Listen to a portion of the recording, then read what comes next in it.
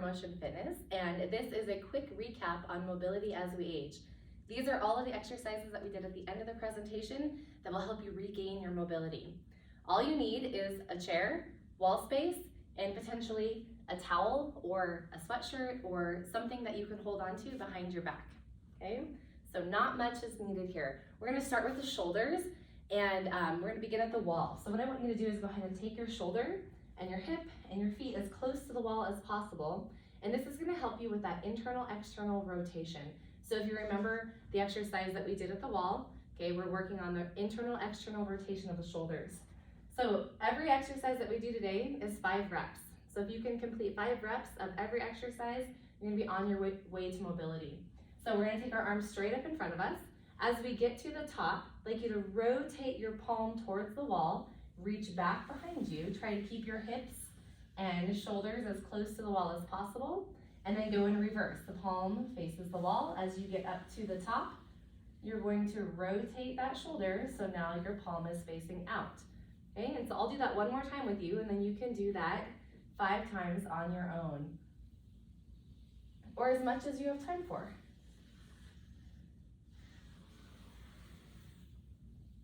And I will show that from the other side as well. So it's exactly the same on the other side. Keep in mind, each of your sides may have different levels of mobility, and that's okay. This is why we're just working on it. So slide your arms straight up. As you get to the top, palm rotates toward the wall. Try to keep the shoulders and hips close to the wall. This one's harder for me. And all the way back and around, and then up and around, just like so. Okay, so you're gonna feel that stretch in the front and the back of the shoulders. All right, moving on, we have extensions. So if this was a challenging movement for you, okay, we are gonna take our hands behind our back. You can put your hands on a chair, on your desk, whatever surface you have available to you, and simply rotate your shoulders back and around, extend your arms back behind you, stand up nice and tall. Now, this may be enough stretch.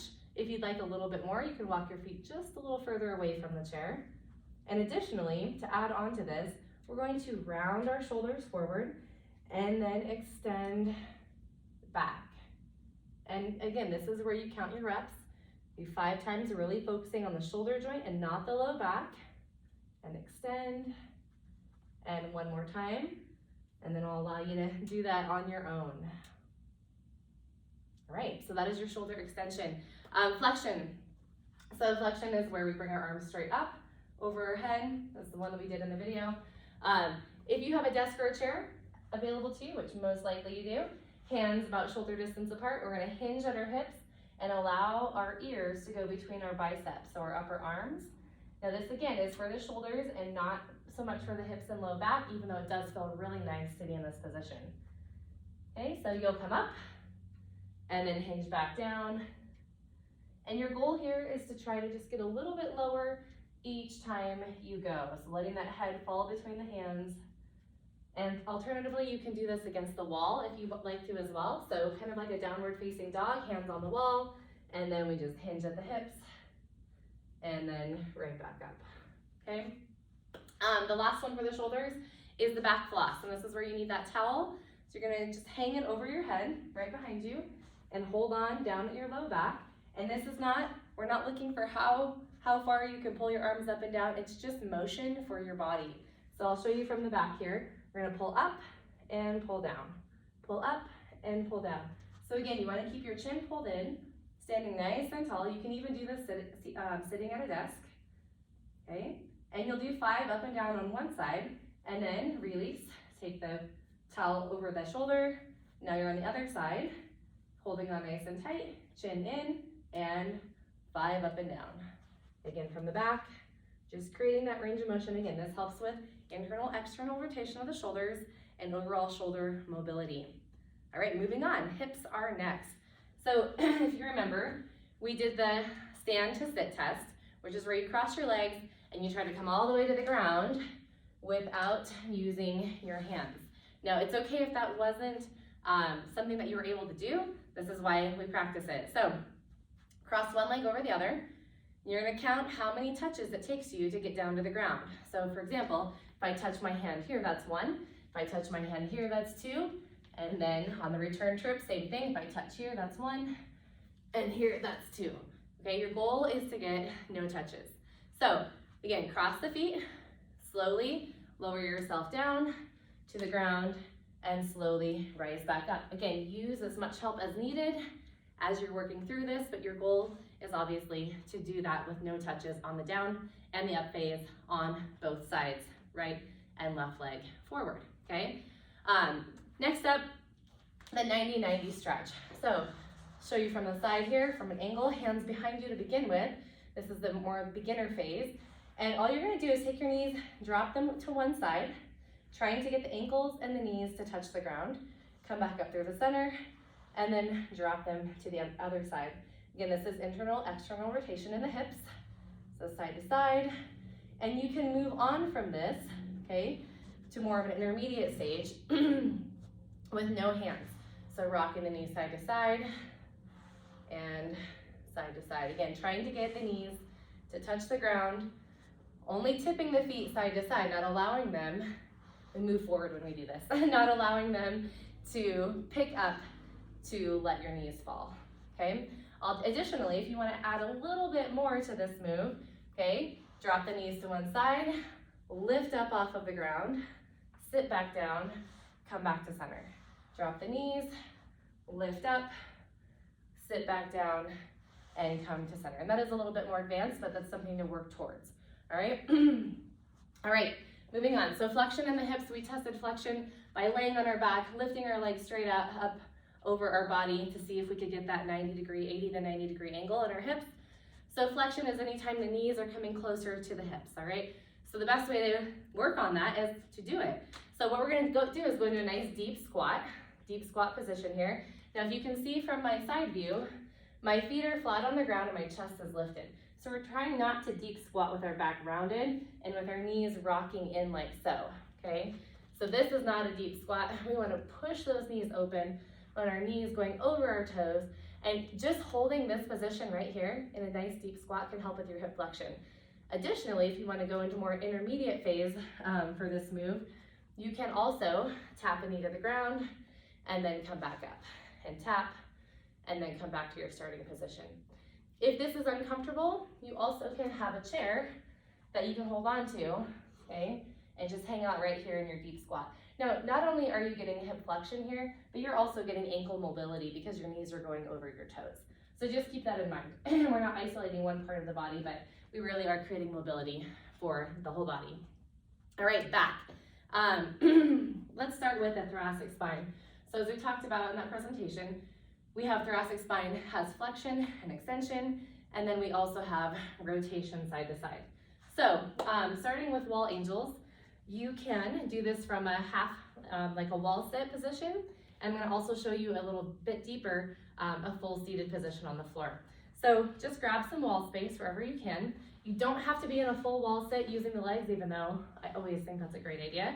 But come into a nice position where your back, shoulders, hips are all connected to the wall, and your head, of course.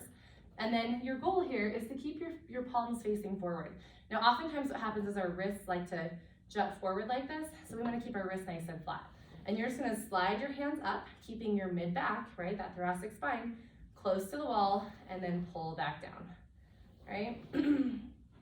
So a more advanced position is to slide all the way down to the ground with your butt and your shoulders against the wall, and extend and release. And you're gonna feel that stretch right through your mid-back. It may be a little uncomfortable depending on your postural positioning, but again, 5 reps in each position, whichever one you choose. All right, this one you can do from a seated position or a kneeling position, but since we're trying to make these more work appropriate. So in a seated position, okay, this is for the rotation in the thoracic spine, that mid-back. We're gonna come down, bring our elbows to our knees, and then take a fist to your temple, and you're just gonna rotate that elbow into the midline, and then open back up. And because your hips are planted, you cannot over-rotate in your back or your hips. So your thoracic spine, that mid-back, has to do the work. If you find that you're flapping your elbow too much, okay, you could also bring your hands together and you could drop elbow to knee and then back into the center, elbow to knee, and back to the center, okay? And so you'll do 5 reps on each side, whichever position you choose. All right, the last one here is protraction, retraction. So it's very similar to the extension that we did right here with the chair for the shoulders, but this one is focusing more on your mid to upper back. So I want you to pay attention to my mid back. It's going to move. We're gonna round up, and then we're going to retract. So I like to think about looking at my knees to round that mid to upper back, and then extend and look out past the chair. So really getting that flexion and extension through the back. Oftentimes what happens is we always go to a cat-cow, right, where we round really big and then we arch our low back. So this one is really the mid back that we're focusing on, and not the low back. So if you can see the difference there from this to this, okay, and what I want from you is round here and extend. All right, last but not least, ankles. All right, so we tested the ankle flexibility by coming up next to the wall, right, 4 inches from the wall, tapping our knee to the wall and trying to see if we can get the knee to touch the wall. So the point here is that we're working on is dorsiflexion in the ankle, which means that your knee goes over your toe. This stretch is great because it works on dorsiflexion, which is the knee going over the toe, but it also works on plantar flexion in the back foot, which is also an important part of the ankle mobility. So take yourself to the ground, knee over ankle to start with. We're just gonna push our body forward, and sometimes it's a little scary if you don't generally allow your knee to go over your ankle, but just go slow and then work into it. So what we're gonna do is take our hands by our chest, and we're gonna reach out in front of us, okay? Knee goes over the toes, and we're trying to keep our front heel flat on the ground. Reach, and then pull back. And reach, this is the night stretch, okay? So think you have a sword in your hands, reach it out, and this is 5 times. Now, one thing to keep in mind when you're doing this stretch is that your knee might want to travel one way or the other depending on your strength and flexibility. So try to get the knee to travel right down the middle of the foot, not to the side in either direction, okay?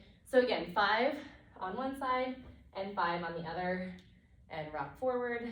And you'll notice your front heel wants to come off the ground, so try to keep it grounded and ease on into this stretch.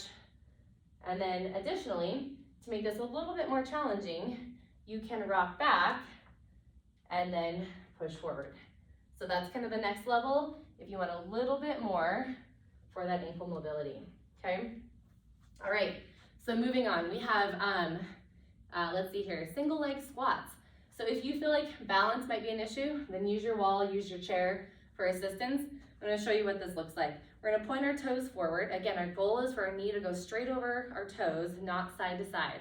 So we're gonna slide one foot forward and then pull it back up. From the side view, the knee goes over the toes, and then we slide back up. And again, hang on to the wall if you need to, and then progress to the point where you don't need the wall or the chair.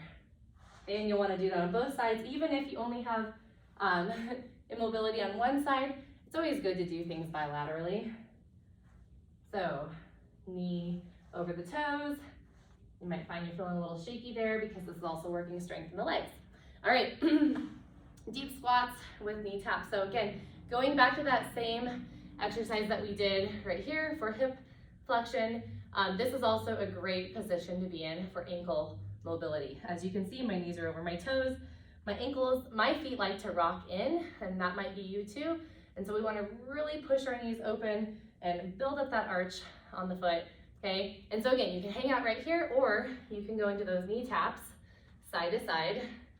Notice all the mobility that's happening in my ankle as I'm moving the knees down to the floor, okay? 5 times on each side.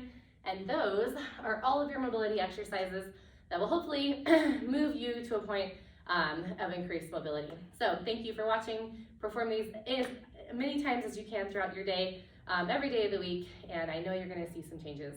Have a great day.